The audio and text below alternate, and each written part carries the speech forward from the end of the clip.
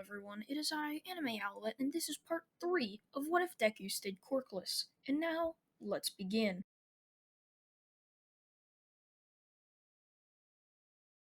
By the time he had left Inko's house, it had already gotten quite late. He was searching for something, and it quite possibly you didn't know what he was searching for until he had found it, a warehouse-looking building.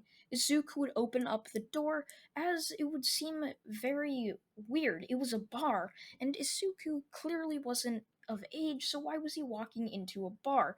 He wasn't 21 and couldn't drink. So Izuku would sit down and would look up at the purple mist portal looking thing as Izuku would ask to see Shigaraki.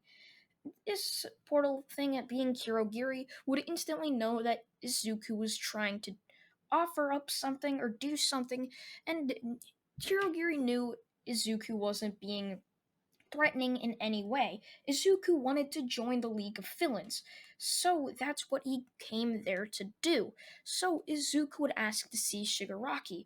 Kurogiri would get Shigaraki up, as Shigaraki would already be quite pissed off having to be woken up by some random stranger in practically the middle of the night. So Izuku would look over at Shigaraki, as Izuku would then ask if he could join the League of Villains. It was quite late and it hadn't processed in either Kirogiri or Shigaraki's mind who Izuku was, even though the sports festival was broadcast all day on the television or on TV.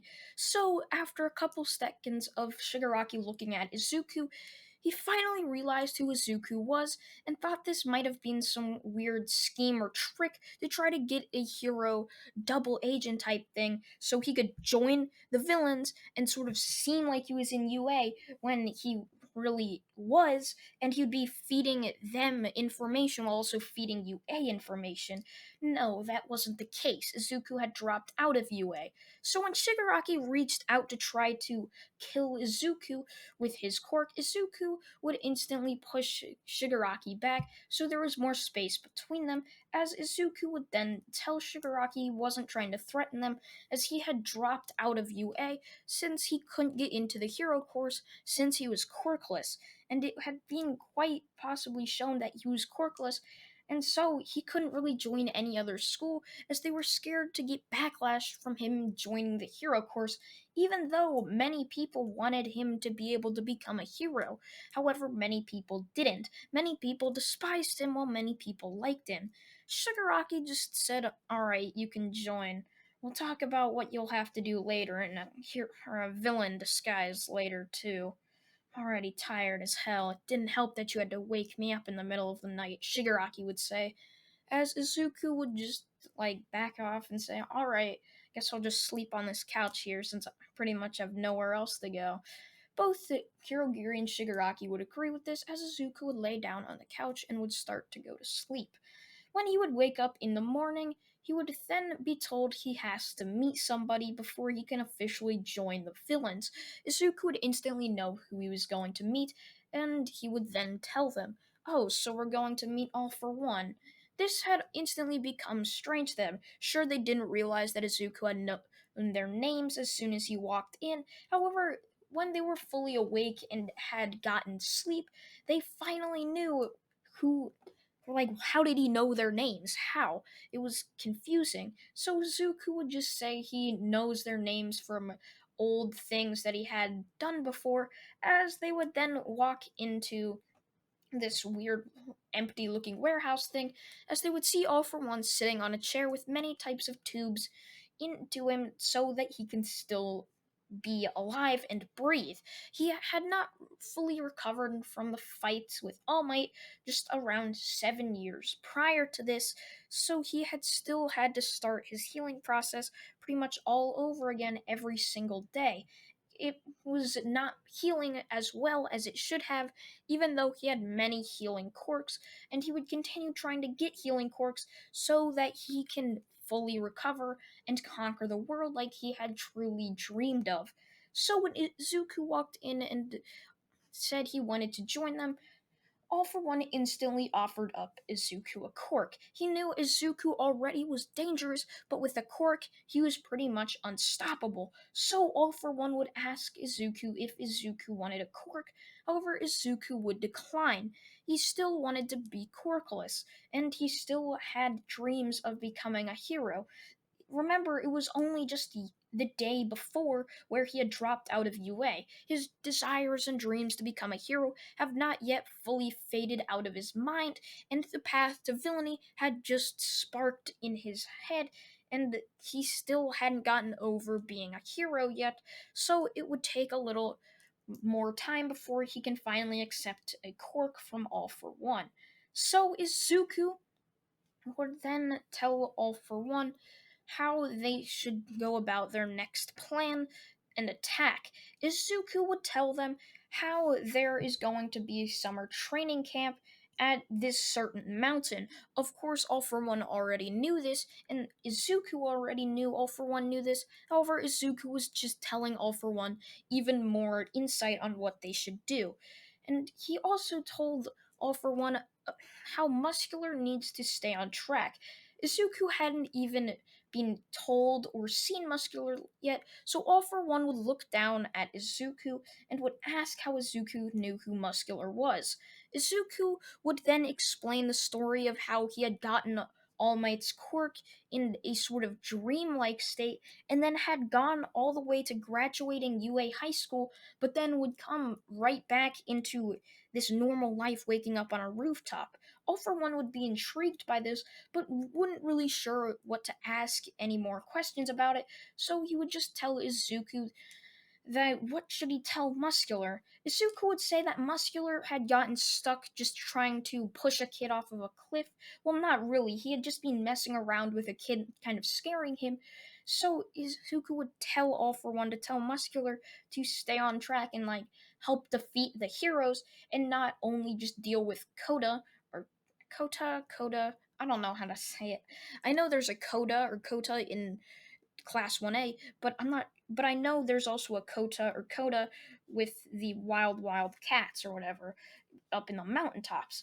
So Izuku would tell what their plan should be, where exactly their the UA quarters were, where all of the classes or all of the hero classes would be sleeping, as Izuku would lay out a map and would point out each exact location where they needed to be and where he should place certain villains like Dabi or Toga, who of course haven't even joined the villain core yet and haven't even joined the villains yet. So All for One would ask who this Dabi and Toga were, and this just happened to be the day where Dabi and Toga would, of course, join the League of Villains, and where Stain would start to attack more and more. So Izuku would then turn around to see Kurogiri open up a portal to where two people would be dropped out of this portal and would be told that they also want to join the League of Villains. So All for One would ask who their names were, and of course, one of them would say Dabi, and the other one would say Toga. So All for One knew that Izuku was not to mess with. He had known what was going to happen pretty much this entire time, and All for One started to wonder if Izuku had some sort of futuristic quirk that could let him tell what's going to happen in the future. However, that wouldn't really make sense, since Izuku had seen pretty much the entire future laid out, but now it's changing with Izuku's choices. So this is basically what All for One is thinking. All for One thinks that Izuku pretty much had a life set out for him, but then it was all a dream. So it cut back to pretty much where the start of his hero career started, and Izuku then changed it in certain places, and so did other characters like his mother. So it would change constantly over time with Izuku's different changes. Like, for example, Izuku didn't win the sports festival in his dream, however, he did in the real My Hero Academia, basically. Not the real anime, but in this What If Izuku had won the sports festival while he hadn't in canon My Hero Academia. So All for One would then start to gather up as many promisable villains as he could. This is where he would end up finding Spinner, Magni, and Muscular, Moonfish, I believe his name was. I'm not quite sure. So All for One would gather up all of these villains and would start to ask Izuku what their plan of action should be. So Izuku would start to show them where exactly to put these certain villains and how they should go about this attack. How they should just start to place certain villains in each spots, and they shouldn't hurt a single person or student there. They should only capture them, as Izuku is sure they can get some of the UA students to turn to villainy, while some may not. So if they don't, they can just throw them into a dungeon or some sort of prison, while those who join them will make sure they're fully trustworthy so they cannot hurt the students. Izuku also said this because it would make the teachers there want to fight harder to protect the students, harder fighting it than they were if they knew that they weren't going to hurt the students. Sure, they knew they were probably going to be there to hurt the students, but they hadn't witnessed anything yet, so they wouldn't be fighting their full force until their adrenaline would kick in, wanting to save the students from what they would think would be death, even though that the adrenaline was already there since a villain attack had already started. And I'm talking about canon My Hero Academia. So a couple days would pass. Izuku had planned this entire event out months ahead. It had only been like 3 days since Izuku had dropped out of UA, so it was time for Izuku to leave. Well, not leave the villains, he just decided to go out one night as he would start to look over the rooftops. This is where All for One's prior plan from when Izuku joined, where he would scatter Nomus across Hosu City, and then Nomus would attack, and this is also the night where Stain would end up attacking as well. So Izuku would end up running across the rooftops, not wanting to miss something that would be very important, as Izuku would then see where the alleyway that Ito would be fighting Stain in. So Izuku would look down to see Stain about to plunge his sword into Ida's skull. So Izuku would jump down and would kick Stain off of Ida. Remember, Izuku hadn't fully become a villain yet. He was right on the line. He hadn't done any acts of villainy yet. Well, besides telling all of UA's plans for the summer field trip. So Izuku would tell them or so Izuku would still save Ida. Izuku had still wanted Ida to live, as Izuku thought Ida still had the promise of becoming a great hero. However, Izuku's training had also taught him that many heroes that he looked up to as a kid were not really pure of heart. They were just people that did it for the fame, and that's pretty much why Izuku liked them, because they were very famous heroes. It's not that they were famous that he liked them. Izuku was just shown them because they were famous at a very young age, so he started to admire them. So Izuku would end up kicking Stain off of Ida, as Ida would look up to see Izuku. Now, Ida had known Izuku's name since Izuku had won the UA Sports Festival, so Ida would then take a moment to realize that Izuku had just kicked Stain off of Ida, or himself, so Ida would scramble back. He hadn't been fully paralyzed yet, as Stain hadn't licked his blood just quite yet. He had kicked him down to the ground and was about to plunge his skull in his sword into his skull, since he hadn't even scraped Ida yet. It hadn't gotten to that point yet. So Ida would ask Izuku, "Why are you here? Aren't you supposed to be in Class 1C? You shouldn't be out fighting right now. You shouldn't even be here." Izuku would just look over at Ida, saying not to worry about it, as Izuku would then start to fight Stain. Remember, this was a fight that was very hard for Izuku with, I believe, something like full cowling. So Izuku would end up be looking right at Stain, as Stain would jump towards Izuku, as Izuku would be able to dodge. Remember, Izuku had been training for quite a long time. He had trained since the 10 months before the entrance exam, and then when he got in and Aizawa had saw what Izuku could do, and Aizawa started to train Izuku. So Izuku had a ton of training under his belt, so Izuku could very, very easily defeat somebody like Stain. Sure, Stain trained a whole lot, but Izuku had trained a ton in dodging and being able to dodge very quick attacks. This is something that Aizawa made Izuku know how to do. Since Izuku is very vulnerable to quirks, so Izuku had to be very good at dodging, especially in a fight against Bakugo, where Izuku was able to dodge many of Bakugo's attacks. It was only when Bakugo surprise attacked Izuku, when Bakugo was laying on the ground and Izuku had his guard down, that he truly didn't was not able to dodge the attack. So Izuku is very, very good at dodging. So every time Stain would jump right at Izuku, Izuku would jump very easily out of the way. This is when Izuku would yell for Ida to get out of here, as it's going to start to get dangerous when Izuku starts to attack Stain. So Ida, not wanting to leave Izuku, would try to decline Izuku's offer for Ida to run. However, Izuku told Ida something that he would surely remember. If you want to keep your hero career with you, I suggest you leave and go find whoever you're interning with. So Izuku would continue fighting as he would hear the footsteps of Ida running down the alleyway to escape it and get onto the road so he can run it to go find the person he was internshipping for. So Izuku would be left there to fight Stain.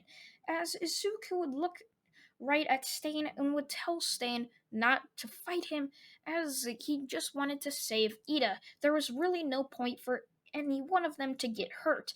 But if Stain continued, Izuku would capture Stain and would end up calling the police so they could put him in jail. Stain would now realize who Izuku was. This is the third time in just under a week that someone had finally realized who Izuku was and had noticed how much more powerful Izuku was to them. Sure, they had quirks, but remember who Bakugo is. He is somebody with a very flashy quirk and a lot of influence. Sure, he is just some random kid in UA high school. However, a very flashy explosion quirk like Bakugo's can make somebody very, very influential. So Izuku would or Bakugo would be quite influential on other people. So they would see how much stronger Bakugo was to many people in the first year class of UA high school, so they would know how strong Izuku was since he had beaten somebody as strong as Bakugo, even though Izuku was fighting Quirkless, which would be a major just crazy thing. It was a major disadvantage. He was fighting Quirkless against possibly one of the strongest first years in all of UA.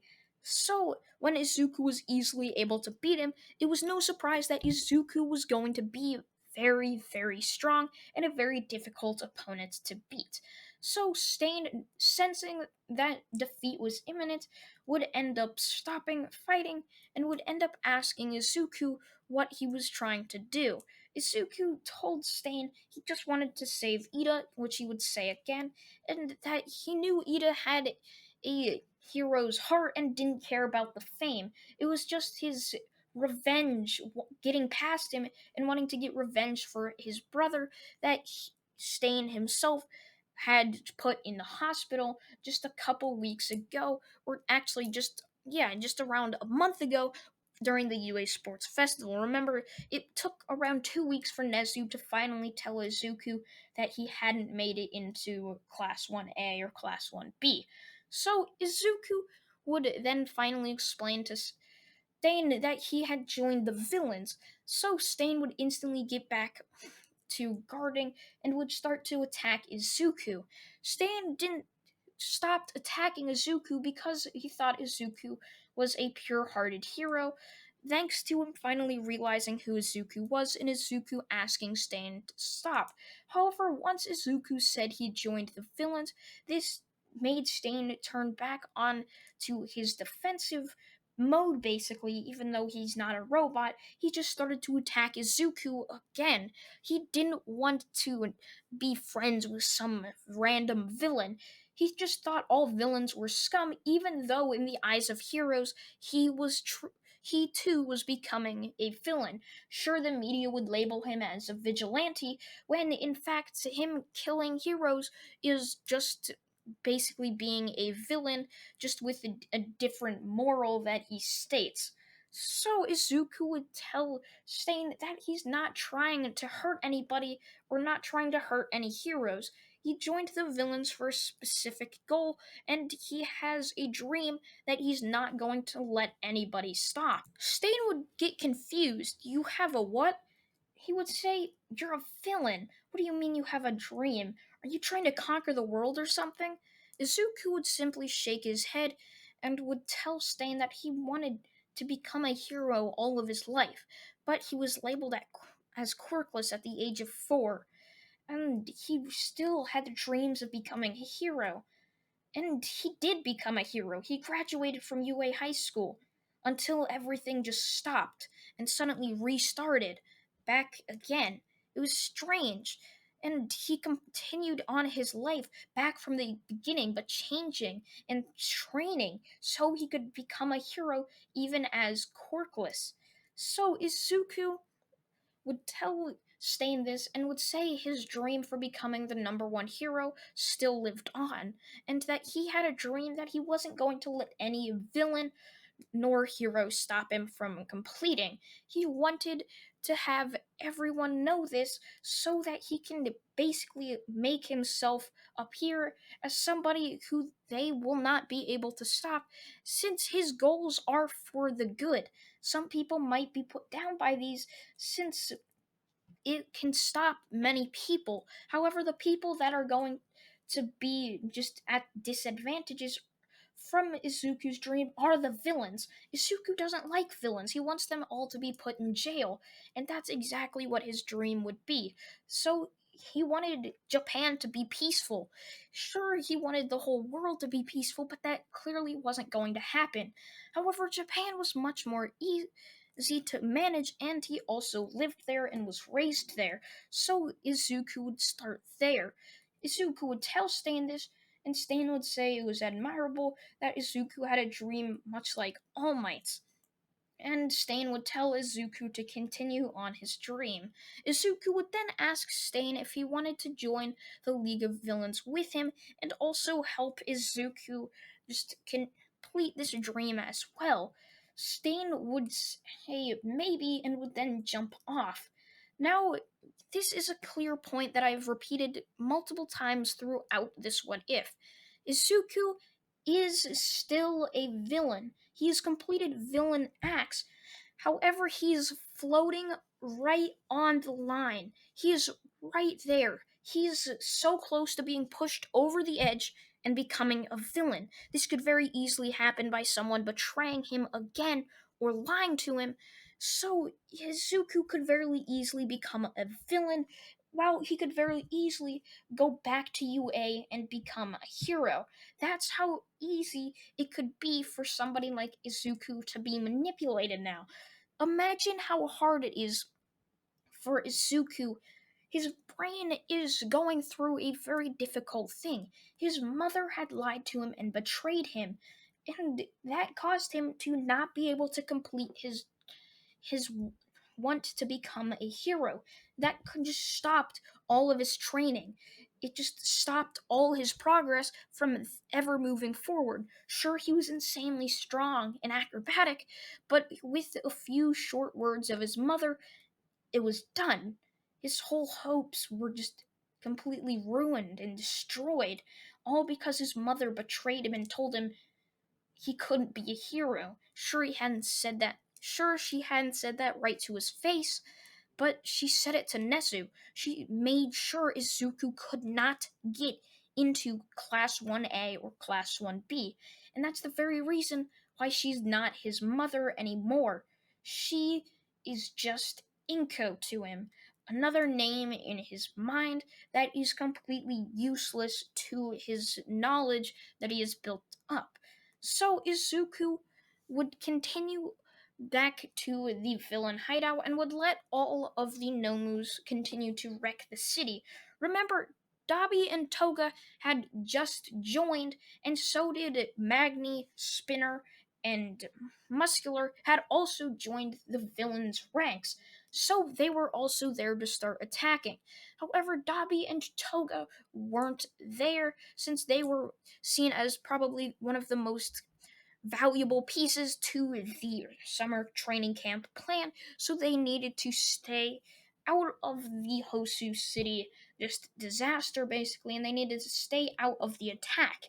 While all of the rest of them who had been brought in by Izuku would also be there, maximizing the damage on the city, further distracting the heroes from thinking that the villains are going to attack the UA while thinking they're going to attack the city, making them build up and using more of their resources on the city while also using less of their resources on the students and kids, so they didn't really know what to do. They would still use resources to build up defenses for the summer training camp, although it wouldn't be enough. And so since it wouldn't be enough, this would make their attack much more useful to the whole thing that All for One was going to do. Izuku also told them not to take any of the Nomus back, as one of the students would place a tracking device on one of the Nomus, and this would cause them and their hideout to be destroyed, and with them taking back any of the students they had captured while also defeating All for One. Which All for One wouldn't listen to this. He would just think Izuku was being crazy now. He had gotten lucky. Keyword there, lucky. In All for One's mind, Izuku had just gotten severely lucky with predicting that Dabi and Toga were there, while also just helping them with the summer training camp. He just thought Izuku was being kind of crazy and just somehow had gotten a map of the entire summer training camp through the UA archives. So he didn't still fully trust Izuku yet, so he didn't care about what else Izuku had to say. He wasn't even going to follow Izuku's plan, which would end up being a key flaw to All for One himself. So when the day finally arrived, they would open up a portal right into the summer training camp, as kids would or as villains would then just come out of different portals opening up around the field, sort of entrapping all of the students there. And one by one, they would try to capture as many students as possible. At least that's what Izuku had told all of the villains to do. However, this wasn't really what they were going to do, as All for One had told them otherwise. All for One had told them to kill as many UA students as possible, which clearly wasn't the case, as that was not going to happen at all.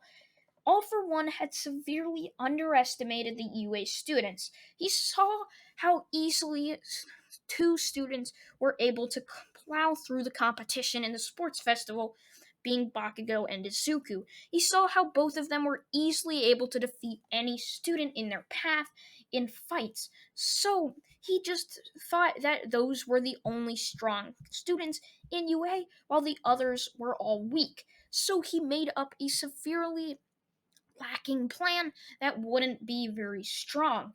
So Isuku was just completely confused, as all of the villains were not doing what they were supposed to do. Izuku wasn't even going to attack anybody, he was just meant to watch what was going to happen. He couldn't let UA know that he was with the villains, so he didn't. He would stay up in the trees watching from afar and would be severely confused by this. All for One had betrayed him and lied to him, saying he would use Izuku's plan, and how they were going to capture many of the UA students. However, they would end up attacking and trying to kill the UA students, which wouldn't even happen at all. All for One severely underestimated the students, which would backfire severely, as the students were able to even defeat some of the villains, like Muscular, he would end up being defeated. Moonfish would end up being defeated.